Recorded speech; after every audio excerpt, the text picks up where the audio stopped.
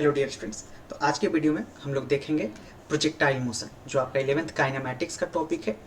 और ये इस वीडियो में हम लोग सिर्फ कॉन्सेप्ट डिस्कस करेंगे। ये पार्ट 1 होगा। ओके, तो जो बेसिक कॉन्सेप्ट है प्रोजेक्टाइल का वो पूरा का पूरा हम इसमें डिस्कस करेंगे। उसके बाद प्रोजेक्टाइल से रिलेटेड 3 केसेस होते हैं, 3 स्पेशल केसेज होते हैं, है ना।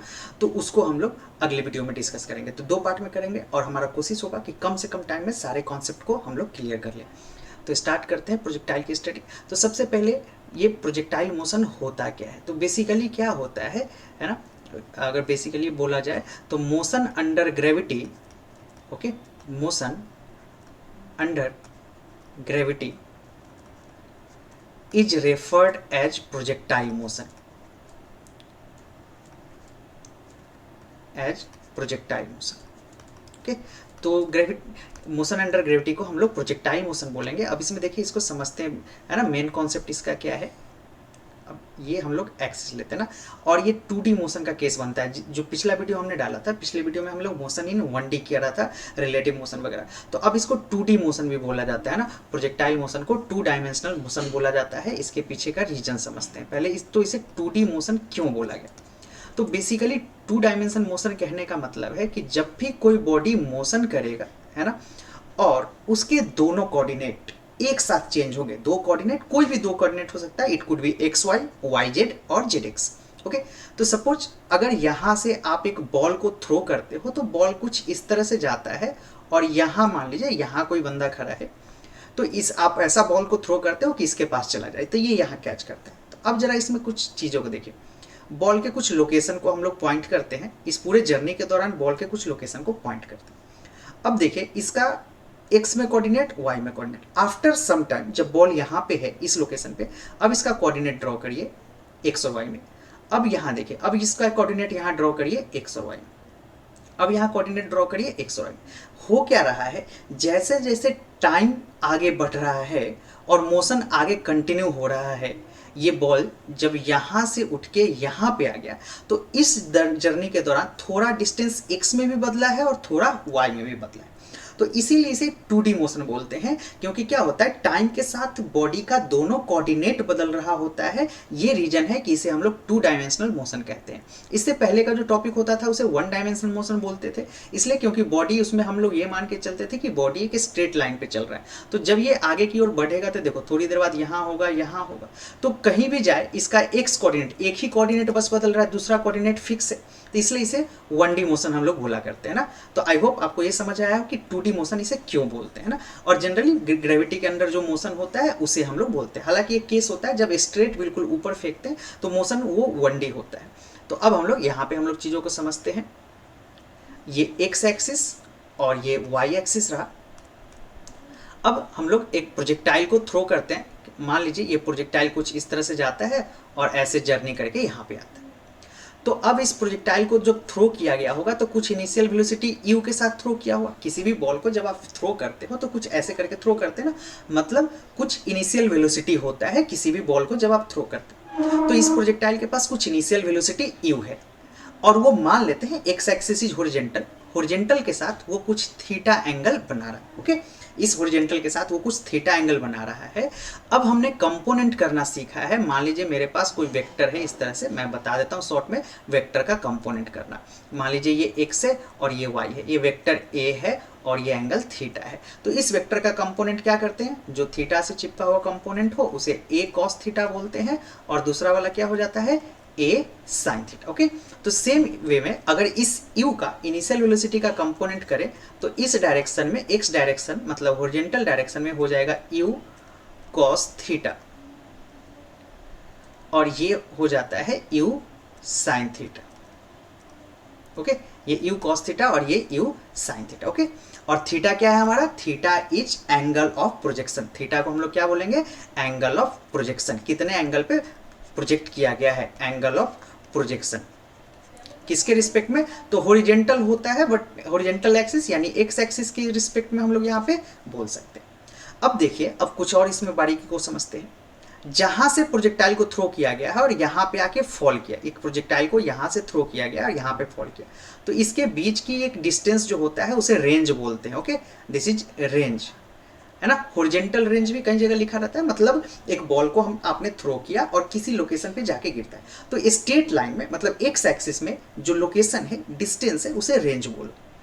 पूरे जर्नी के दौरान ये प्रोजेक्टाइल एक इंस्टेंट ऐसा था जब अपने मैक्सिमम हाइट पे था। जरा देखिए, इस पॉइंट के नीचे आएंगे पीछे तो बॉल नीचे जाएगा, इसके आगे जाएंगे तो नीचे, मतलब ये पॉइंट वो है जहां पे बॉल पूरे जर्नी के दौरान मैक्सिमम हाइट पे था। इसे हम लोग एच मैक्स बोलेंगे। ओके, एच मैक्स और मैक्सिमम हाइट। और एक और कॉन्सेप्ट होता है, कैपिटल टी से डिनोट करते हैं, जिसे हम लोग टाइम ऑफ फ्लाइट बोलेंगे। Okay, time of flight.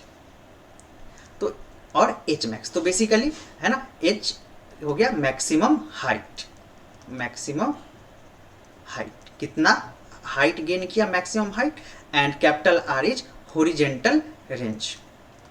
Okay, capital R को हम लोग क्या बोलेंगे, हॉरिजॉन्टल रेंज। तो एक एक करके हम लोग इन्हीं का फॉर्मूला फाइंड आउट करेंगे। तो उससे पहले अब हम लोग देखिए, अब क्या कर रहे हैं, 2D मोशन कर रहे हैं। तो 2D मोशन कर रहा है तो यानी बॉडी का दो कोऑर्डिनेट एक साथ चल रहा है, तो यानी हमें दोनों कोऑर्डिनेट में जो जो चेंजेस जा रहा है उसके बारे में स्टडी करना होगा, है ना।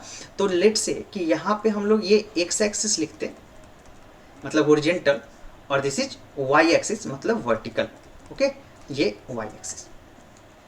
तो अब चलिए, एक्स एक्सिस में इनिशियल वेलोसिटी को मैं क्या बोल दूं, इन एक्स एक्सिस में इनिशियल वेलोसिटी को अगर मैं यूएक्स लिखता हूं तो जरा देखिए, अब बॉडी पूरे प्रोजेक्टाइल मोशन के दौरान बॉडी क्या हो रहा है, थोड़ा ऊपर भी जा रहा है और थोड़ा आगे भी जा रहा है। इस पूरे जर्नी के दौरान देखिए, बॉल हाइट भी गेन कर रहा है और साथ में हॉरिजॉन्टल डिस्टेंस भी कवर कर रहा है। तो हाइट गेन करने में कौन सा वेलोसिटी मदद कर रहा है, कौन, जो ऊपर की ओर है, u sine theta. You sine theta ऊपर लग रहा है, यानी ये यू साइन थीटा कंपोनेंट क्या करेगा, बॉल को या प्रोजेक्टाइल को ऊपर ले जाएगा। और यू कॉस थीटा क्या करेगा, बॉडी को हॉरिजॉन्टल रेंज, इस रेंज को प्रोवाइड करने में मदद करेगा। तो यू एक्स में बात करें तो एक्स में कौन सी वेलोसिटी है, यू कॉस थीटा। और चूंकि हमें पता है कि एक्सेलरेशन इन एक्स डायरेक्शन क्या होगा, 0, क्योंकि इस पूरे जर्नी के दौरान इस बॉल पे जी नीचे एक्ट कर रहा है, क्योंकि अर्थ का ग्रेविटेशनल एक्सेलरेशन जो होता है हमेशा डाउनवर्ड एक्ट करता है। तो यानी इस डायरेक्शन में, हॉरिजॉन्टल डायरेक्शन में कोई भी एक्सेलरेशन बॉल के पास नहीं है, यानी यू कॉस थीटा ही रहेगा। अब यहां आते हैं इस साइड, यू वाई। तो वाई डायरेक्शन में कौन सी वेलोसिटी है, u sine theta, but acceleration in y is what, minus g. Y direction में एक्सेलरेशन क्या है, माइनस जी, क्योंकि बॉल ऊपर जा रहा है और एक्सेलरेशन नीचे लग रहा है। ओके, तो ये रहा हमारे पास जो बेसिक आइडिया रहा। अब एक एक करके टाइम, हाइट और रेंज की फॉर्मूला हम लोग फाइंड आउट करते हैं। तो चलिए, अब हम लोग बेसिकली टाइम ऑफ फ्लाइट निकालेंगे। तो टाइम ऑफ फ्लाइट का मतलब क्या हो गया, टाइम ऑफ फ्लाइट का मतलब हो गया पूरे जर्नी के दौरान कितनी देर बॉल हवा में या प्रोजेक्टाइल हवा में, आपने इस प्रोजेक्टाइल को थ्रो किया और ये प्रोजेक्टाइल वापस ग्राउंड को हिट किया। तो इस पूरे जर्नी के दौरान जो टाइम लगता है उसे टाइम ऑफ फ्लाइट बोलते हैं। तो टाइम ऑफ फ्लाइट के लिए हम लोग सिंपल फॉर्मूला लगाते हैं, s is equal to u t plus half a t square. अगर लगा दें हम लोग, देखिए s is equal to u t plus half a t square. अब ये चीज ध्यान रखिएगा कि जब टाइम निकाल रहे हैं तो हम लोग वाई एक्सिस के कोऑर्डिनेट्स को फॉलो करेंगे। ओके, तो एस मतलब क्या हो गया, 0। वाई एक्सिस में नेट डिस्प्लेसमेंट क्या है, जरा देखिए, प्रोजेक्टाइल को हमने जहां से थ्रो किया वापस यहां आया, तो वाई एक्सिस क्या था, 0। फाइनली फिर से वाई में 0 पे ही तो आ गया।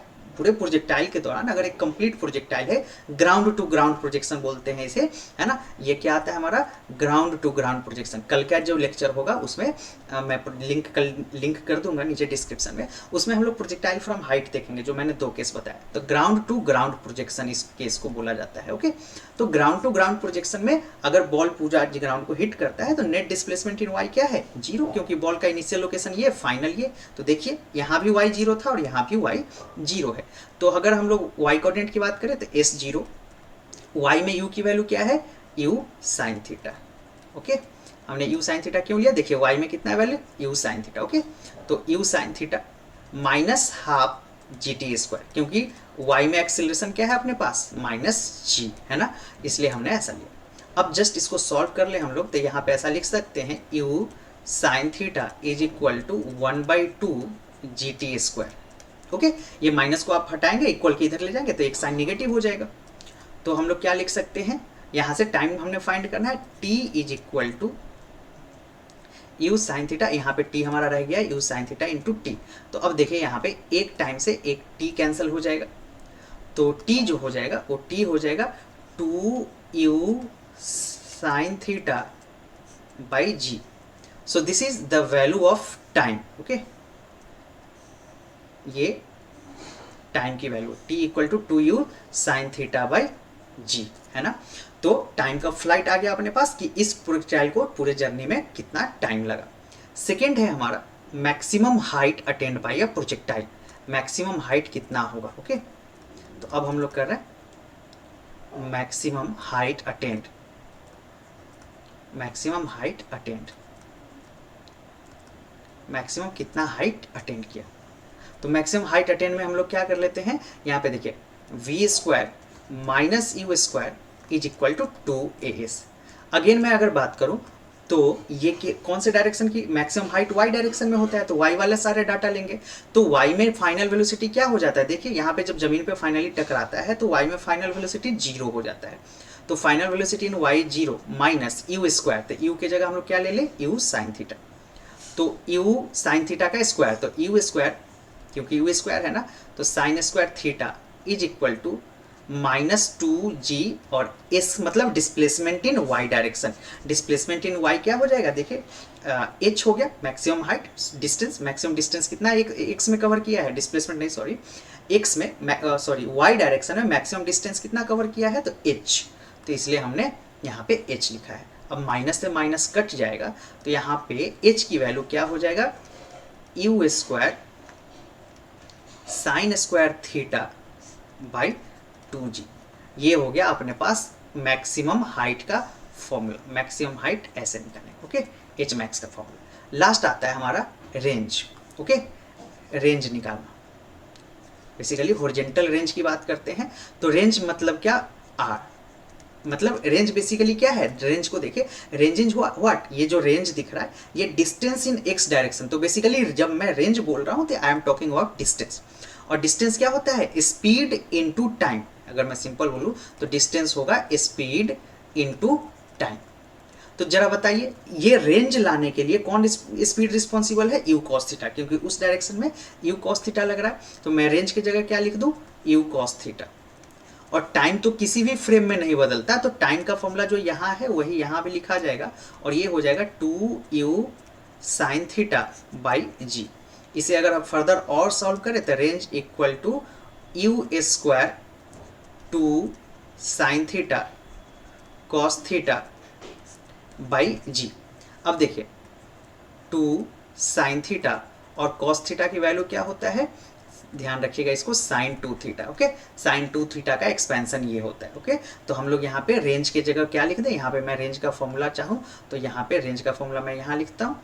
तो आई होप आपको यहाँ पे दिख रहा हो, मैं यहाँ लिख देता हूँ रेंज. ओके, तो रेंज का फॉर्मूला हो जाएगा range is equal to u square sine 2 theta by ji.